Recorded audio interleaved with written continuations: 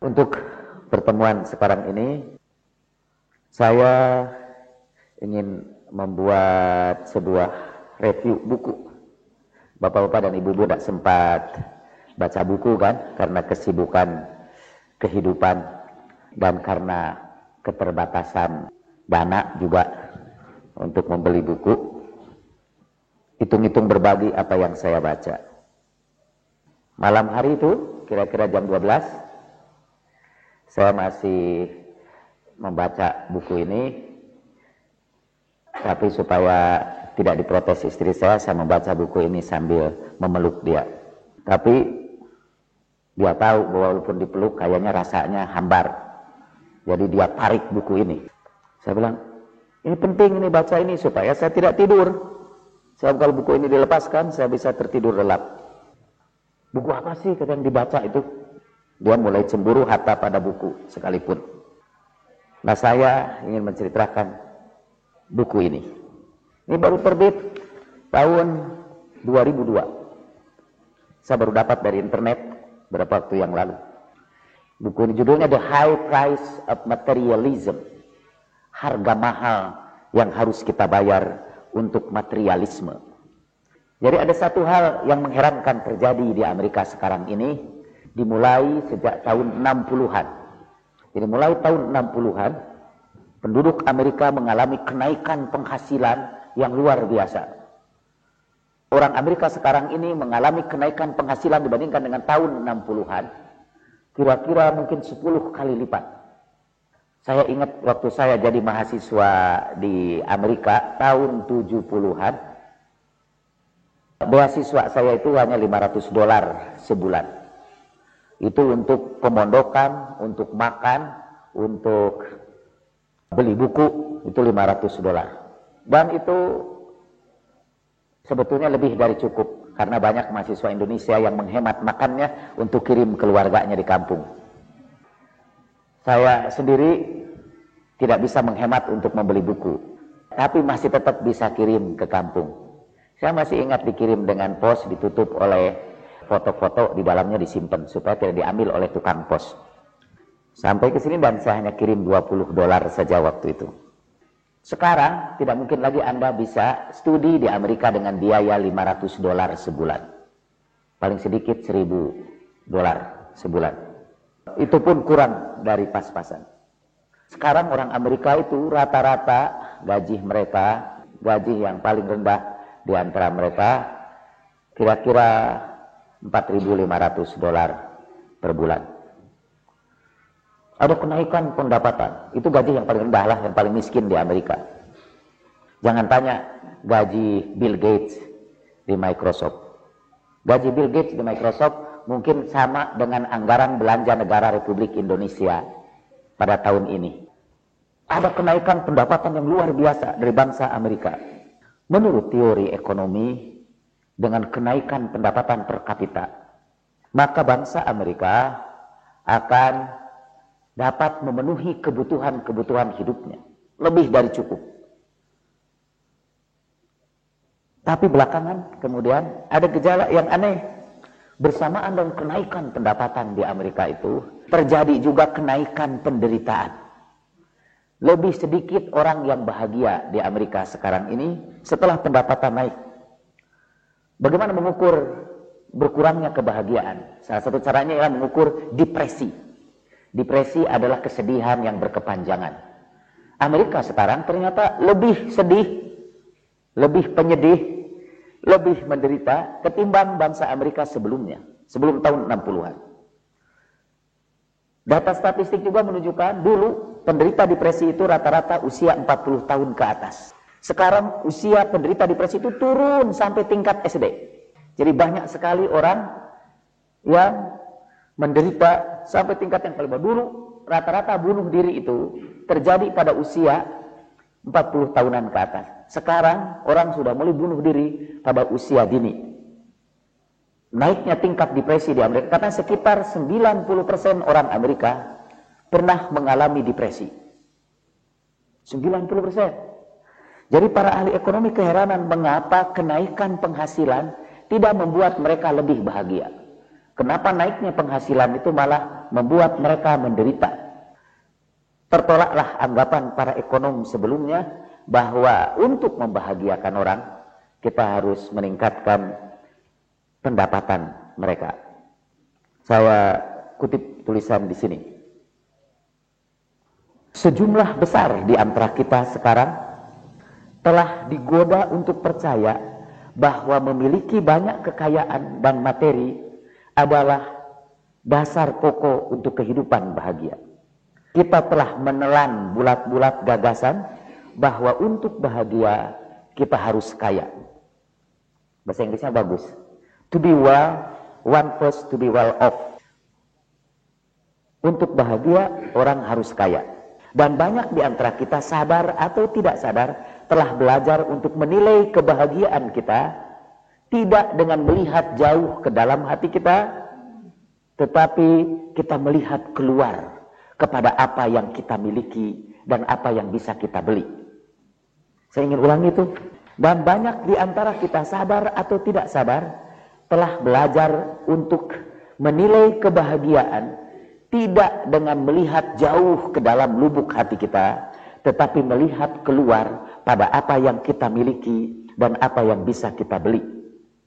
Kita sudah mengambil satu pandangan hidup bahwa nilai dan sukses keberhasilan orang lain diukur tidak oleh kebijakan, kebaikan, dan kontribusinya kepada masyarakat, tetapi kita mengukur mulia atau jeleknya orang lain dari apa yang mereka miliki.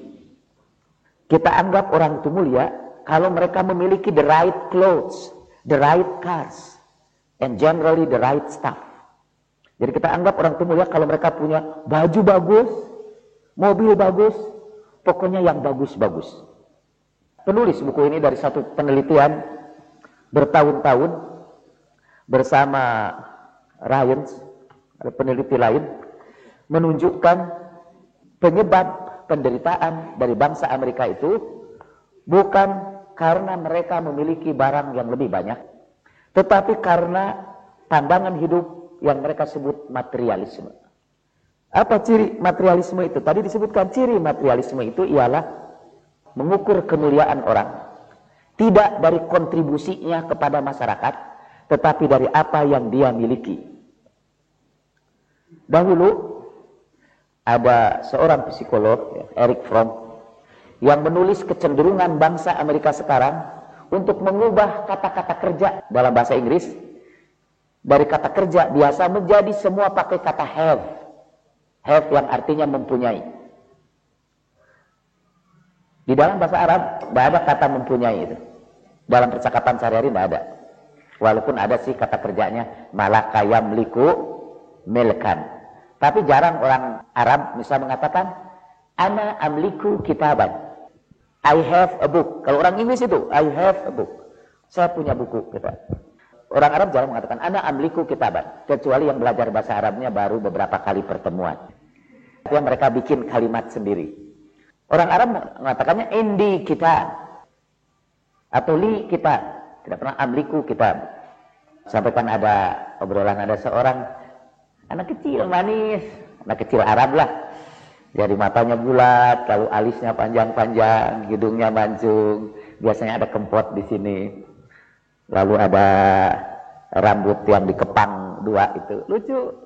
Tanya orang, orangnya yang tanya dewasa. Mas Muk, siapa nama Anda? Lu, kata dia. Lu artinya mutiara kan? Lu. Lalu kata orang dewasanya, li ya. Untuk aku aja ya, untuk aku. Lalu dia jawab, la. Dari lu ke li sampai ke la. Nah, orang Arab biasanya menunjukkan kepunyaan dengan kata li. Dalam bahasa Inggris, kepunyaan selalu digunakan kata have. Tapi sekarang bukan harta saja yang dipunyai oleh orang Inggris sekarang ini. Kata kerja yang lain semua diubah menjadi kata punya. Misalnya, I walk, itu artinya berjalan-jalan. Sekarang orang Amerika lebih senang menyebutkan I have a walk. Talk itu berbicara. Could I talk to you? Misalnya. Sekarang orang Amerika menyebutnya could I have a talk to you? Bisakah saya mempunyai obrolan dengan kamu? I have conversation. Saya mempunyai percakapan. Let's have a rest. Mari kita beristirahat. Tidak let's take a rest lagi, let's have a rest. Diganti semua pakai have. Kata Erich Fromm, maaf ini pembicaraan kita agak ilmiah sekarang ini. Saya lagi pamer kepada tamu kita dari Majelis Ulama bahwa ngaji di sini beda sih dengan ngaji yang lain, rada ilmiah gitu. Jadi I have semua. Itu menunjukkan katanya bahwa kecenderungan orang Amerika untuk memiliki, untuk mempunyai sangat besar. To have menjadi pandangan hidup mereka, bukan to be katanya. To have bukan to be, having bukan being. Sampai Erich Fromm bagi dua macam gaya hidup, gaya having dan gaya being. Gaya having itulah yang disebut materialisme, kehidupan materialisme. Saya ingin menerjemahkan materialism buku ini kepada istilah yang lebih populer, matre. Nah, kata orang matre adalah orang dalam penelitian buku ini yang tidak pernah bisa bahagia dalam hidupnya. Orang matre adalah orang yang sukar dibahagiakan. Jadi karena itu orang Amerika sekarang lebih menderita bukan karena mereka kekurangan harta, tetapi karena mereka matre. Nah sekarang Anda uji sendiri apakah Anda matre atau tidak. Ada alat ukurnya. Anda jawab sendiri dalam hati. Jangan diberitahukan. Kalau para peneliti nanya sama Anda, apakah Anda matre? Pasti jawabnya tidak. Nanti peneliti ini biasanya mahasiswa-mahasiswa Indonesia yang tidak berpengalaman dalam penelitian dan baru melakukan penelitian hanya untuk skripsi saja. Jadi biasanya angketnya itu lucu-lucu. Kalau mau nanya, apakah Anda materialisme atau tidak? Kan? Apakah Anda matre? Ya atau tidak? Ternyata 100% jawabnya ya. Dia laporkan kepada pembimbingnya. Alhamdulillah ini Pak, ternyata bangsa kita ini tidak ada satupun yang matre. Karena 100% mereka menjawab tidak. Menjawab tidak. Apakah Anda matre? Tidak. 100%. Ya itu salah nanyanya sih. Kalau nanyanya begitu, pasti tidak ada seorang pun yang mau disebut matre. Apakah Anda orang yang beragama? Gitu. Semua jawab ya. Tidak bakalan ada yang mau jawab tidak. Takut ditangkap sih, atau diprotes sama FPI, atau nanti dianggap murtad oleh Majelis Ulama. Nah, karena itu peneliti itu menggunakan ukuran tidak langsung. Nah, ini beberapa ukurannya ini. Beberapa ukuran saja. Misalnya, apakah seorang ustadz itu matre atau tidak? Sulit menelitinya. Jangan tanya, apa ustadz mencintai kekayaan? Apakah ustadz mencintai uang? Pasti jawab tidak. Saya mencintai Allah dan Rasulnya. Kalau jemaah pengajian ditanya, apakah Anda cinta kekayaan? Jawabnya tidak. Saya mencintai Allah, Rasulnya, para imam dan orang-orang yang soleh. Gitu pasti jawabannya. Jangan tanya begitu sama ustadz, apakah ustadz itu matre atau tidak. Tanyanya begini. Atau sama aktivis. Aktivis yang matre pasti tidak akan bisa aktif di dalam organisasi. Pasti. Karena mereka menderita dalam organisasi itu. Kalau aktivis itu matre. Tapi gimana caranya mengukur? Misalnya kalau saya mau mengangkat orang jadi anggota Ijabi, kalau punya kemampuan itu, dites dulu matre atau tidak. Kalau matre jangan diterima. Karena nanti bikin susah di organisasi juga. Orang yang matre itu. Mereka sulit dibahagiakan. Berarti jangan tanya sama anggota itu, apakah Anda matre atau tidak? Jawabannya pasti tidak. Pakai huruf besar semua. Tanyanya pakai SMS kan, apakah Anda matre atau tidak? Jawabannya tidak. Kemudian ada gambar orang lagi nangis. Gimana tanyanya kepada aktivis dia matre atau tidak? Tanya begini, dalam kegiatan Anda sekarang ini, kira-kira faktor apa yang menghambat kemajuan organisasi Anda? Kalau jawabannya faktor dana, itu matre. Faktor dana. Karena kata ciri orang matre ialah kebahagiaan dan penderitaan hidupnya bergantung kepada uang, bergantung kepada dana, bergantung kepada kekayaan. Misal keluarga ini bahagia atau tidak? Kan bisa tanya, apa Anda bahagia dan keluarga Anda? Alhamdulillah saya bahagia. Terus kita mau tanya, apa Anda matre? Sulit itu. Tidak akan ada yang jawab iya. Tanyanya gimana? Menurut Anda faktor apa yang menurut Anda dapat meningkatkan kebahagiaan hidup Anda sekarang ini? Sekiranya saya dapat kenaikan penghasilan. Kalau gaji saya naik, kayaknya hidup keluarga saya akan lebih bahagia. Itu matre. Itu matre. Karena ukuran matre adalah kebahagiaan itu diukur dari pemilikan kekayaan, pemilikan barang. Sekarang Anda ukur diri sendiri ya. Dalam hati aja, apakah matre atau tidak. Menyewa mobil bagi saya lebih menyenangkan dari memiliki mobil. Mendingan nyewa daripada memiliki sendiri. Renting a car is more appealing to me than owning one. Pinjam mobil itu lebih baik daripada punya mobil. Kalau Anda jawab setuju, Anda tidak matre. Tapi kalau Anda bilang enggak, mendingan punya mobil sendiri daripada nyewa, Anda matre. Saya bisa bete banget apabila ada orang mencuri barang-barang saya, walaupun nilainya kecil. Bisa bete-nya berkepanjangan kalau ada sesuatu yang hilang, walaupun harganya tidak seberapa. Kalau Anda jawab iya, Anda matre. Itu bisa diukur skornya. Setuju sekali, itu skornya 5. Setuju, skornya 4. Nggak tahu ya, kayaknya nggak, itu skornya 3. Kalau tidak setuju, saya tidak begitu sih, skornya 2. Kalau tidak setuju sama sekali, skornya 1. Jadi nilai materialismenya rendah. Lebih baik saya membeli sesuatu ketimbang meminjam itu dari orang lain. Nah itu kalau Anda jawab iya, Anda matre. Kalau saya bepergian, saya senang sekali mengambil foto-foto itu. Senang sekali mengambil foto-foto keberadaan saya di berbagai tempat. Kalau Anda jawab iya, Anda matre. Saya jadi tahu bahwa sekarang tidak matre. Saya ini tidak matre karena saya sering pergi ke luar negeri dan jarang sekali ngambil foto-foto. Tidak tertarik saya ngambil foto-foto itu. Orang berlomba-lomba misalnya ketemu Sayyid Hatami atau Syed Hussein Fadlullah baru ngambil foto, saya nggak peduli itu. Kayaknya emang saya nggak matre dari ukuran itu. Ya. Kemudian ciri matre lagi. Kalau Anda ditanya, apa Anda setuju dengan pernyataan ini? Saya senang sekali punya tamu untuk tinggal di rumah saya. Saya senang kalau di rumah saya ada tamu yang ikut makan bersama saya. Karena Anda tanya, apakah Anda senang sekali kalau ada tamu yang ikut makan di rumah Anda? Kalau Anda jawab, enggak, itu matre. Kalau Anda menjawab, iya, Anda tidak matre. Saya senang sekali berbagi barang-barang yang saya miliki dengan orang lain. Kalau Anda jawab, iya, itu artinya, ya itu mirip dengan saya. Saya akan ucapkan kalimat-kalimat di sini, apakah mirip dengan Anda atau tidak. Kalau mirip dengan diri Anda, artinya iya. Kalau tidak mirip, itu tidak. Saya tidak suka meminjamkan barang pada orang lain, bahkan kepada teman baik sekalipun. Kalau iya, Anda matre. Saya suka sekali memberi tumpangan dengan mobil saya kepada orang-orang yang mau ikut. Kalau Anda jawab iya, itu berarti Anda tidak matre. Saya senang memberikan sesuatu untuk membantu orang lain, betapapun kecilnya. Kalau iya, Anda tidak matre.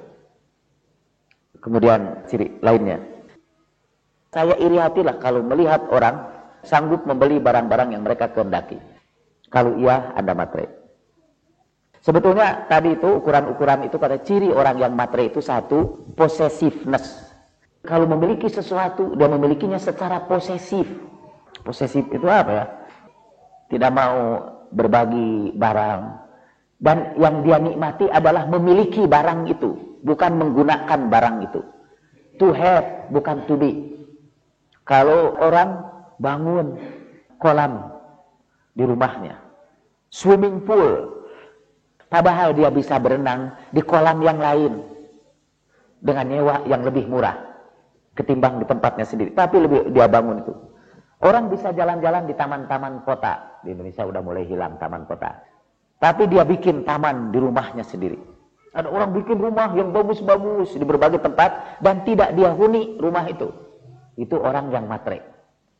Dan sekali lagi orang matre sukar sekali dibahagiakan. Karena kebahagiaan dia maunya dari apa yang dia miliki. Tapi ternyata memiliki lebih banyak tidak membangun kebahagiaan mereka.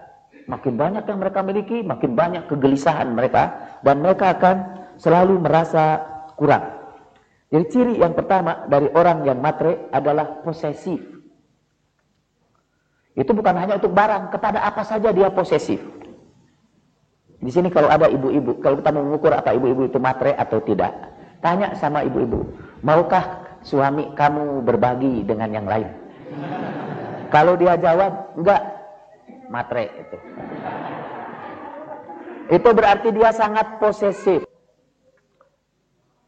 Sekarang giliran si istri tanya sama suaminya. Istri saya tanya sama saya, apakah kamu rela kamu berbagi aku dengan yang lain? Enggak. Kamu juga matre, gitu kan, mesti kata istri saya. Enggak, ini karena syariat aja. Karena syariat tidak membolehkan kita berbagi istri dengan siapapun. Itu aja. Dan kalau kita berpikir karena syariat, itu tidak matre. Itu namanya religius. Ya. Jadi soleh, itu namanya orang soleh. Ciri yang kedua dari orang yang matre adalah bakhil. Itu. Dia tidak mau berbagi kekayaan dengan siapapun. Yang ketiga, ada beberapa pertanyaan. Kesenangan untuk membeli. Consumerism, membeli sesuatu. Salah satu ukuran matre juga, terutama untuk ibu-ibu. Mana yang lebih sering ibu lakukan? Berada di mall atau berada di masjid? Kalau dia jawab di mall, itu matre. Tapi kalau dia lebih sering di masjid, itu tidak matre. Apakah ibu kecewa kalau satu saat barang yang mau dibeli itu hilang di pajangan toko? Jadi ada orang lain sudah beli itu, padahal dia sudah meninjau beberapa kali penelitian peninjauan sampai termimpi-mimpi. Esok harinya dia lihat di pajangan toko itu sudah hilang. Tanya, ada yang beli? Dan ibu pulang dengan kecewa luar biasa. Kalau ibu pulang dengan kecewa, itu matre. Nah, katanya orang matre itu biasanya juga punya sifat-sifat yang buruk. Dia mudah tersinggung, dia sulit dibahagiakan, dia bakhil, itu jelas. Karena bakhil juga ciri dari orang matre. Hubungan sosialnya biasanya kurang. Dia biasanya sedikit punya sahabat. Dan yang paling mengerikan, orang matre itu lebih cepat menderita depresi. Dan lebih sukar disembuhkan dari depresi ketimbang orang yang tidak matre. Jadi mereka lebih mudah menderita dalam hidupnya ketimbang orang yang tidak matre. Nah, untuk mengakhiri ini pembicaraan ini, saya ingin menawarkan apa sih obat Islam untuk matre, supaya kita tidak matre, dan maksudnya supaya kita bahagia. Saya ingin mengakhiri sekarang dengan membacakan beberapa hadis. Satu-satunya obat matre di dalam Islam, atau matre itu lawannya apa? Lawan dari matre itu adalah zuhud di dalam Islam. Zuhud. Dulu tasawuf itu tidak disebut tasawuf, dulu disebutnya zuhud. Zuhud. Za, ha, dan dal. Zuhud. Orangnya disebut zahid. Kalau laki-laki, kalau perempuan zahidah. Kalau banyak zahidin. Kalau Anda punya anak, pilih aja di antara 3 nama itu. Kalau perempuan zahidah, kalau laki-laki zahid. Kalau orang Indonesia kadang-kadang menamai anaknya dalam bentuk jamak. Zahidin misalnya. Padahal itu untuk banyak orang. Solihin gitu. Walaupun satu orang dia. Itu bukan karena kesalahan tata bahasa, bukan. Tapi dalam bahasa Arab kita menggunakan bentuk jamak sebagai penghormatan. Tuhan juga akan menyebut dirinya nahnu. Bukan karena Tuhannya banyak, tetapi sebagai ta'zim. Kalau saya bicara sama Anda, awadu an ukallima hadratakum atau samahatakum, saya menyebutnya kum kepada seorang, padahal dia satu orang, tapi saya menyebutnya kum. Saya pernah diwawancarai yang tidak selesai karena diwawancarainya dalam mobil oleh televisi di Dubai. Bagaimana pendapat hadratukum? Hadratukum. Wah, saya dianggap banyak, padahal saya sendirian yang diajak bicara itu. Nah, kum di situ itu penghormatan saja, li ta'zim. Jadi kalau orang Sunda menamai anaknya Zahidin, kok satu orang disebut Zahidin? Penghormatan terhadap dia. Dan orang yang zahid emang pantas dihormati. Yang apa yang disebut zahid? Atau apa yang disebut zuhud? Kita ambil saja satu. Imam Ali, karamallahu wajhah, wassalamullahi alaih, ditanya orang tentang apa yang disebut zuhud. Yang disebut zuhud itu apa? Lalu Imam Ali berkata, bacalah firman Allah Ta'ala dalam surat Al-Hadid ayat 23. Likaila ta'sau ala ma fatakum wala tafrahu bima atakum. Yakni kamu tidak menderita karena kehilangan harta dan juga tidak terlalu gembira karena memperoleh harta. Itu kata Al-Quran. Maksudnya ciri orang zuhud ialah kebahagiaannya tidak ditentukan oleh pemilikan harta. Punya harta atau tidak punya harta, dia tetap bahagia. Itu ciri orang zuhud. Nah, saya ingin bacakan beberapa sabda Rasulullah Shallallahu Alaihi Wasallam. Man arada ayyutiyahullahu ilman bighairi ta'allum wa hudan bighairi hidayah falyazhad fi dunya. Siapa yang ingin mendapat ilmu tanpa belajar, siapa yang ingin dapat petunjuk tanpa diberi petunjuk, maka hendaklah dia zuhud dalam dunia. Siapa yang ingin dapat ilmu tanpa belajar, dapat petunjuk tanpa ada yang menunjuki, maka hendaklah dia zuhud di dalam dunia. Sekarang kan lagi ribut orang-orang menawarkan ilmu laduni tanpa guru, itu kita jadi tahu. Atau di samping yang lain ada orang yang ribut cari guru kemana-mana. Ustaz, saya ini mau belajar tasawuf, kemana gurunya? Sekarang saya mau nasihati dia, zuhudlah dalam dunia. Nanti kamu akan diberi petunjuk tanpa guru, dapat ilmu tanpa guru. Itu kata Rasulullah Sallallahu Alaihi Wasallam. Izhad fi dunya yuhibbukallah, wazhad fima fi aidin nas yuhibbukan nas. Hendaklah engkau zuhud dalam dunia, Allah akan mencintaimu. Dan hendaklah engkau tidak berharap untuk memperoleh apa yang ada, yang dimiliki orang lain. Nanti manusia akan mencintaimu. Ya Jibril, apa artinya zuhud? Ya Jibril, fama tafsiru zuhud? Lalu kata malaikat Jibril mengajari Rasulullah Sallallahu Alaihi Wasallam, Az-zahidu yuhibbu man yuhibbu khaliqahu wa yubghidu man yubghidu khaliqahu wa yataharraju min halali dunya wa la yaltafitu ila haramiha fa inna halalaha hisab wa haramaha iqab wa yarhamu jami'al muslimin ma yarhamu nafsah wa yataharraju minal kalam kama yataharraju minal mita allati qad istadda natanuha wa yataharraju an khitami dunya wa zinatiha kama yatajannabun naru an taghshahu wa yaksuru amaluhu wa kana baina ainaihi ajaluhu. Itu dalam Biharul Anwar juz ke-77. Orang zahid, kata malaikat Jibril, ciri-ciri orang zuhud itu mencintai siapa saja yang mencintai penciptanya. Jadi orang zuhud ciri pertama adalah mencintai para pecinta Allah dan membenci siapa saja yang membenci Allah Subhanahu wa taala. Dan dia berhati-hati dengan yang halal dan tidak pernah menengok sedikit pun kepada yang haram, karena ia tahu yang halal itu akan diminta pertanggungjawaban dan yang haram itu akan menjadi siksaan. Kemudian dia menyayangi seluruh kaum muslimin seperti dia menyayangi dirinya sendiri. Dia juga berhati-hati dalam berbicara seperti dia berhati-hati menghadapi bangkai yang baunya sangat menyesakkan. Dia berhati-hati dari mengumpulkan kekayaan dunia sebagaimana dia berhati-hati untuk menghindari liputan api neraka. Sangat sedikit keinginannya dan ajalnya selalu berada di depan matanya. Jadi dia selalu membayangkan hari kematiannya. Wa yaksuru amalu wa ka'anna baina ainaihi ajaluhu. Dan seakan-akan di antara kedua matanya itu sudah dihadapkan hari kematiannya. Ada banyak hadis ini, tapi untuk menyimpulkan pembicaraan saya sekarang, saya akan bawakan kisah seorang ulama Ahlul Bait yang terkenal, sallallahu alaihim, Al-Muqaddis Al-Ardabili. Dia banyak menulis kitab-kitab besar di kalangan Ahlul Bait. Dulu ulama-ulama dulu itu selain ilmunya tinggi, juga orangnya biasanya abid, ahli ibadah, dan zahid. Abid juga zahid.